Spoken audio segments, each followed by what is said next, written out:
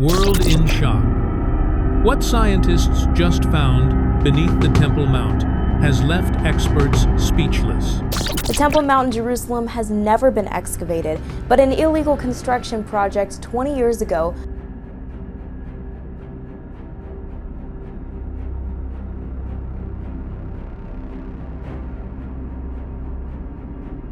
that you see from the Mount of Olives, and it is hard to miss because it is the only gate on the east.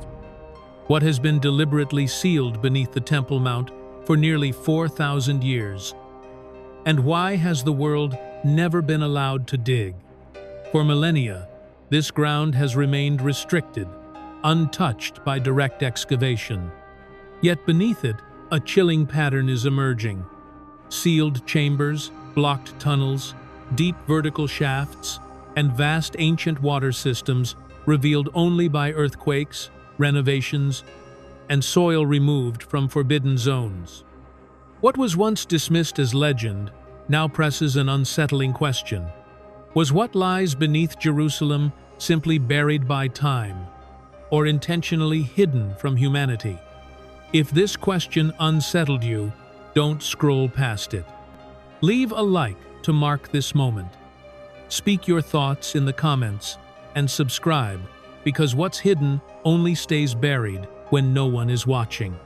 Within the historical record of Jerusalem, the Temple Mount occupies a unique position not because of mystery alone, but because of continuity, having functioned for nearly 4,000 years as a fixed focal point of worship, authority, and sacred identity across multiple civilizations. Ancient texts consistently identify this elevated plateau as the site of the first temple, built under Solomon, later destroyed by Babylon, followed by the second temple rebuilt under Zerubbabel, and extensively expanded during the Herodian period before its destruction by Roman forces in 70 AD, establishing the mount as a location repeatedly built, destroyed, and remembered rather than abandoned.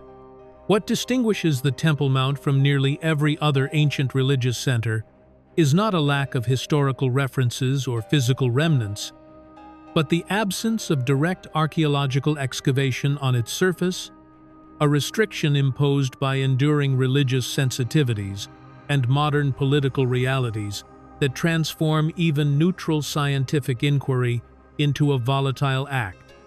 As a result, the Mount remains one of the most documented sacred sites in literature, while simultaneously being one of the least physically examined locations in archaeology, creating a rare gap between written history and material verification.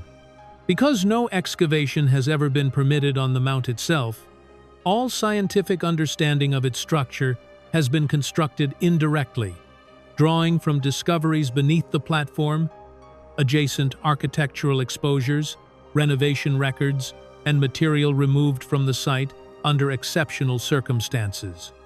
This method of reconstruction forces scholars to treat every fragment, every stone, and every structural anomaly as disproportionately significant, since each piece represents one of the few glimpses into a location that cannot be openly studied. In this context, the Temple Mount functions less like a conventional archaeological site and more like a sealed archive, where access is restricted, contents are partially visible, and interpretation must proceed with caution. The importance of this reality cannot be overstated, because when a place so central to religious history remains physically untouched for millennia, the absence of excavation becomes part of the evidence itself, suggesting that what lies beneath the Mount is not merely ancient, but deliberately preserved within layers of stone, tradition, and restraint. Unlike almost every other ancient religious complex on Earth, the Temple Mount exists under a condition that fundamentally alters how history is uncovered, because direct archaeological excavation on its surface is not merely discouraged, but explicitly forbidden, transforming the work of scientists into a careful process of reconstruction carried out from fragments, margins, and unintended exposures rather than deliberate digs. This restriction does not reduce the importance of archaeology at the site. Instead, it intensifies it, because every piece of data that emerges does so under pressure, limitation, and scrutiny, making even the smallest finding resonate far beyond its physical size. With no permission to excavate downward through the mount itself, researchers have been forced to rely on indirect pathways of discovery, most notably structural renovations carried out for maintenance rather than exploration. Archaeological surveys conducted in the late 19th and early 20th centuries, and soil that was removed from the mount and deposited elsewhere, later becoming the focus of systematic analysis.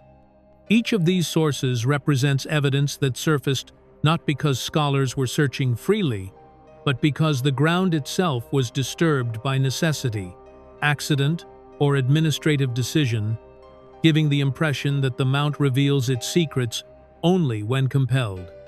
One of the most consequential moments occurred in 1951, when renovations beneath the Dome of the Rock required the replacement of flooring, a routine intervention that unexpectedly exposed massive stone walls buried beneath the surface. These walls, identified by their construction style and scale as belonging to the Second Temple period, were not isolated fragments, but substantial structures consistent with foundations or enclosure walls, implying that significant architectural elements remain embedded beneath the visible platform. The discovery did not emerge from excavation plans or research agendas, but from a moment when access briefly intersected with necessity, allowing history to surface before being sealed once again. The implications of such findings extend far beyond architecture, because when foundational structures appear where excavation is forbidden, they challenge assumptions about how much of the mount's original form still survives intact below modern layers. Scholars are left to question not whether remains exist, but how extensive they might be, and whether what has already been seen represents only the outer edge of a much larger buried system that cannot yet be examined. This is precisely why discoveries beneath the Temple Mount, even when partial or indirect, generate disproportionate global attention, as they emerge from a site that resists exploration while simultaneously producing evidence too substantial to ignore. In a place where archaeology advances only through restriction, every revealed stone carries the weight of absence, hinting not only at what has been found, but at what remains deliberately out of reach beneath one of the most contested surfaces on Earth. And if discoveries of this scale emerge without excavation, what remains hidden where no one is allowed to dig may be far more unsettling. When the 1927 earthquake struck Jerusalem, the damage above ground was visible, measured, and quickly addressed. Yet what followed beneath the Al-Aqsa Mosque proved far more unsettling than cracked walls or fractured stone, because as engineers reinforced the foundations, layers of history long buried and never intended to be seen began to surface in silence. Beneath the mosque's floor, underground corridors emerged, where no passageways were expected to exist. Corridors that did not resemble simple maintenance tunnels, but appeared deliberately constructed, aligned, and preserved, suggesting purposeful use rather than accidental survival. Alongside these passages, ancient marble floors were uncovered, polished, and worked with a refinement inconsistent with later Islamic construction phases, raising immediate questions about who laid them and why their presence had never been documented in official records.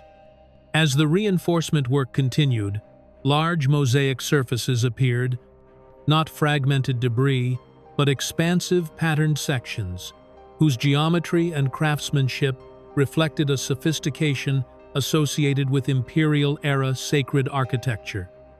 And it was here that comparisons became unavoidable, because one mosaic in particular displayed designs nearly identical to those found in the Church of the Nativity.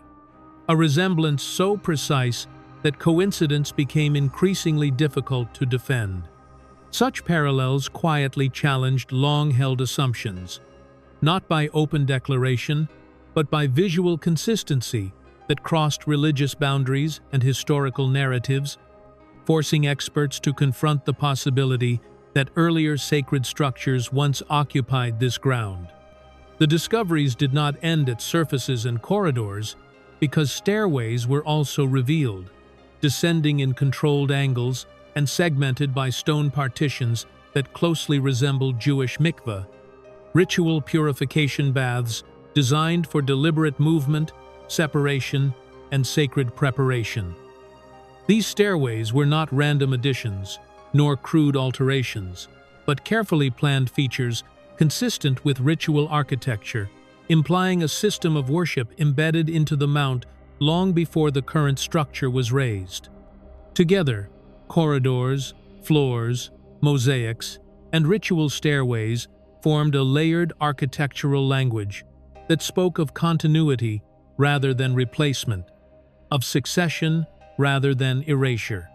What makes these findings especially destabilizing is not merely their existence, but the context in which they appeared. Because none were uncovered through excavation, none were sought through academic initiative, and none were revealed with intent to rewrite history. Yet once exposed, they refused to remain silent. They suggest that beneath Al-Aqsa lies not a single chapter of devotion, but a palimpsest of faiths, each built upon the other, each leaving traces too substantial to dismiss. And if an earthquake was enough to reveal this much, the question lingers uncomfortably. What else remains sealed beneath the mount, waiting for the ground itself to speak again?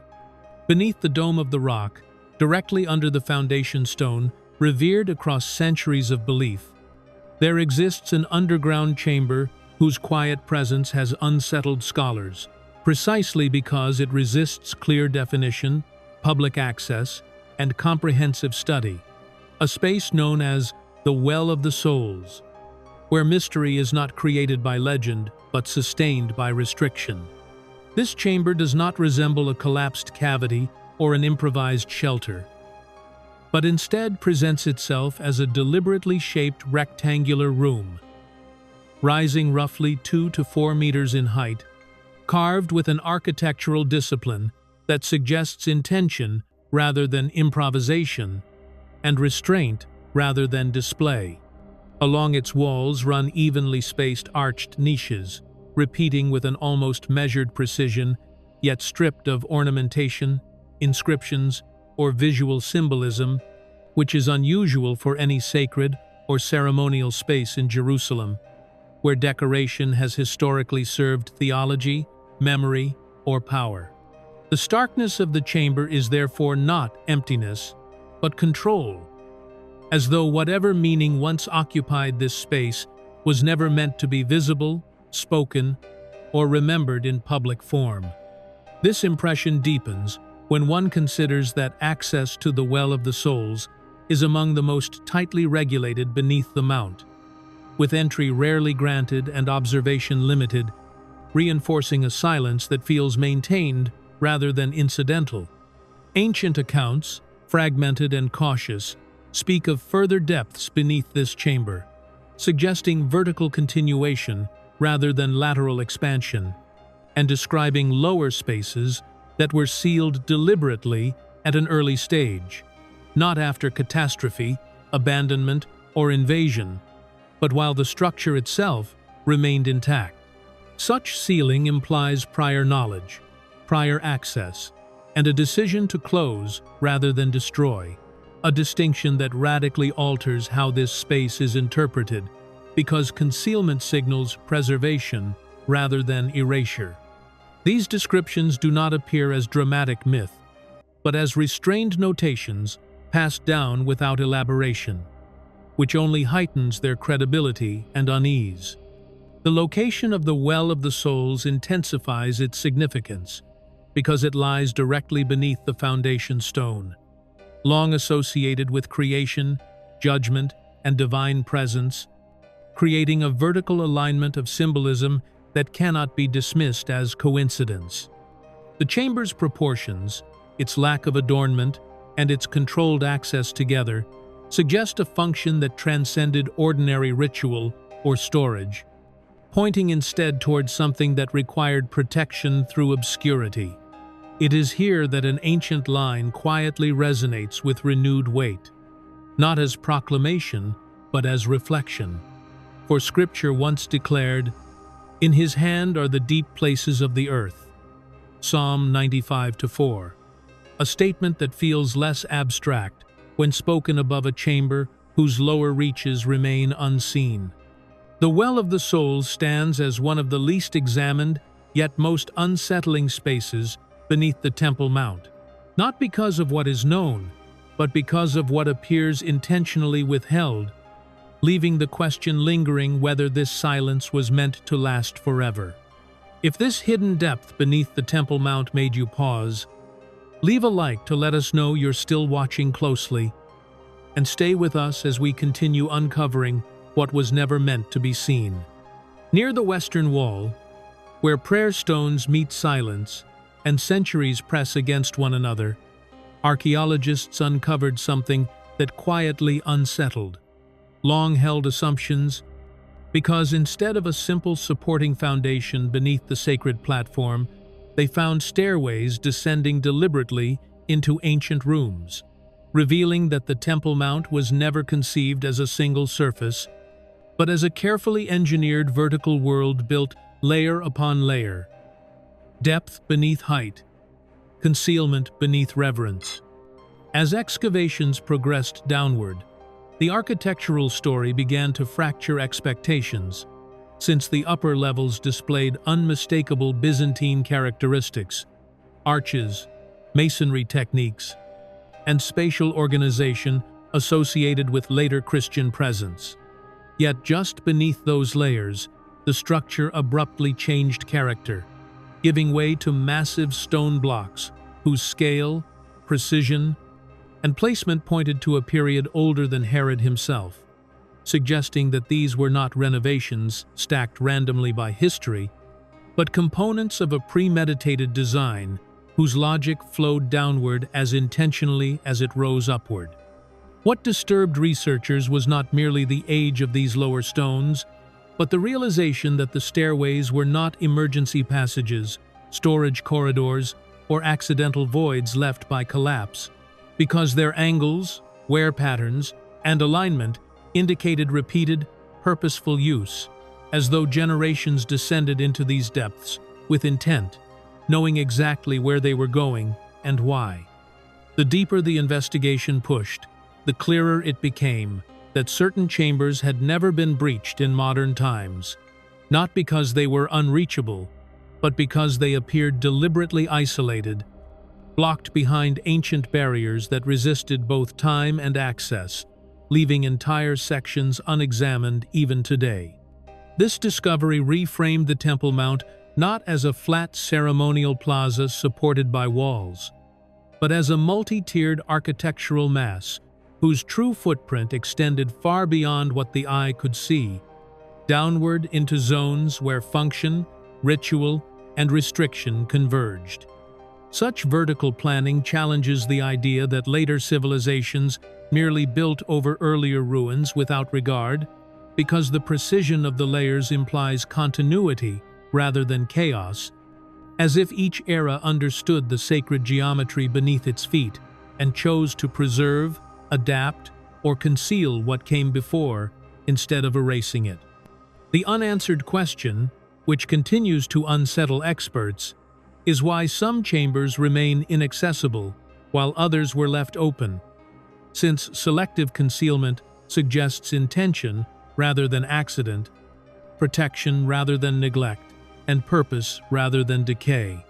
In this light, the Temple Mount begins to resemble less a monument frozen in time and more a sealed archive, arranged not only across centuries, but across depths, where what lies below may have been considered too significant, too dangerous, or too sacred to expose. If this made you pause, Leave a comment. What do you think was meant to stay buried beneath the mount? Beneath the stone surface of the Temple Mount, far below the places where prayers are spoken and disputes erupt, there exists a hidden hydraulic world so vast and deliberate that it overturns the long-held assumption that this sacred complex lacked the practical infrastructure to function on a massive scale. Ancient cisterns, carved deep into bedrock, stretch out beneath the mount like a buried circulatory system, while underground channels run silently through the darkness, connecting reservoirs, shafts, and collection points in a network designed not for survival, but for sustained operation. These were not small storage pits meant for emergency use, nor were they the improvised solutions of a struggling settlement. They were engineered systems built with foresight, scale, and ritual necessity in mind. In the 19th century, explorers such as Sir Charles Warren documented these subterranean structures with growing astonishment, recording cisterns whose combined capacity exceeded 200 million gallons, a volume so immense that it could support not only daily use, but the enormous influx of pilgrims described in ancient sources. Aqueducts carried water across long distances, channeling it from Solomon's pools near Bethlehem up to Jerusalem with remarkable precision, while rainwater collection systems captured seasonal flows and directed them into storage chambers carved directly beneath the mount itself. The deeper scholars looked, the clearer it became that water was never an obstacle here, despite centuries of claims to the contrary. What makes this discovery unsettling is not merely the size of the system, but the intent behind it, because such an extensive network only makes sense if the Temple Mount once functioned as a continuous center of ritual activity, purification, and coordinated movement involving vast numbers of people. Water was essential for cleansing, offerings, and ceremonial preparation, and the infrastructure beneath the mount suggests planners who anticipated pressure, volume, and repetition on a scale rarely acknowledged. This was not symbolic architecture meant only to impress the eye. It was operational, functional, and relentlessly practical, designed to keep a sacred machine running without interruption. As modern researchers trace these channels and map these reservoirs, the old argument that the temple could not have existed here due to a lack of water quietly collapses, replaced by a far more troubling realization that the mount was once engineered to sustain exactly the kind of intense ritual life described in ancient texts. The silence of these underground systems, hidden for centuries beneath stone and controversy, now speaks louder than any inscription carved above ground. What makes the Temple Mount sifting project so unsettling is not simply what was found, but how it was found. Because this evidence did not emerge from planned excavations or controlled digs, but from soil that had been forcibly removed, dumped, and nearly lost forever, as if history itself had been discarded without concern. More than 9,000 tons of earth, taken directly from the Temple Mount during unauthorized construction work, were relocated outside the old city. And for most observers, that should have been the end of the story. Except that a team of archaeologists chose to treat that soil not as debris, but as a sealed archive. What followed was a slow, methodical process of sifting every handful by hand, revealing a trail of material evidence that refuses to remain silent. As the soil was examined grain by grain, the discoveries began to accumulate with disturbing consistency, because more than 10,000 ancient coins surfaced, spanning multiple periods yet clustering heavily around the eras associated with temple activity, suggesting economic circulation tied to worship, offerings, and pilgrimage rather than random settlement. Alongside the coins appeared fragments of mosaic flooring, polished marble, and imported granite, materials that did not originate locally, and would never have been used for ordinary construction, but instead point to monumental architecture built with intention, wealth, and symbolic purpose. The presence of stone sourced from Egypt and Asia Minor quietly confirms long-distance trade networks, feeding a central institution that demanded the finest resources available. Even more unsettling were the burned animal bones, many of them bearing marks consistent with controlled exposure to fire rather than accidental destruction, aligning with sacrificial practices described in ancient ritual systems.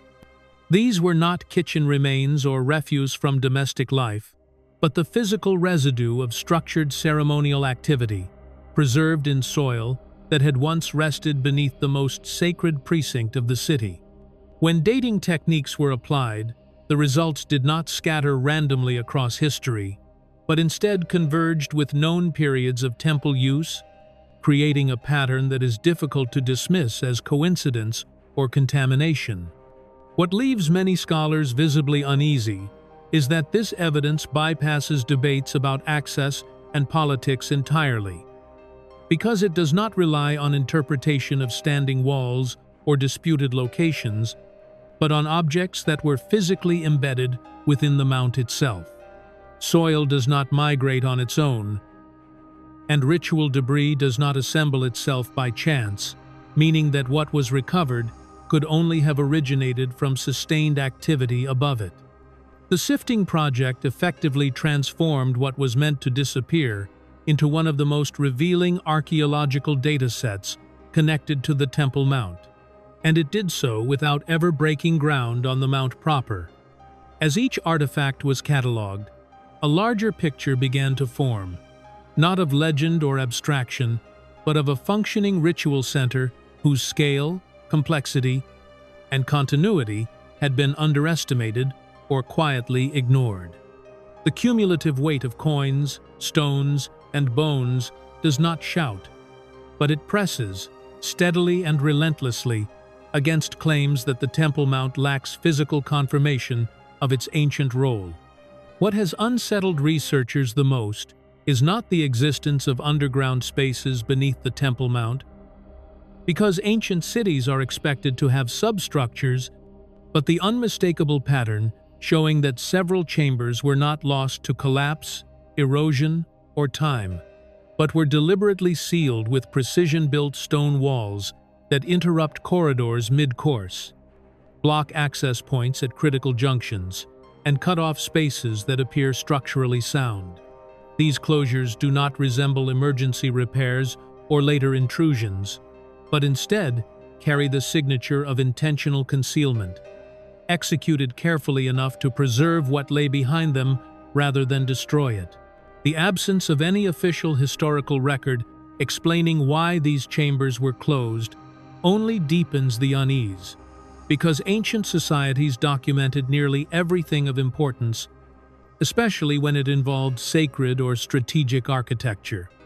Even more disturbing are the deep vertical shafts that descend dozens of meters into the bedrock beneath the mount, shafts that defy easy categorization and resist alignment with known civilian, defensive, or drainage systems.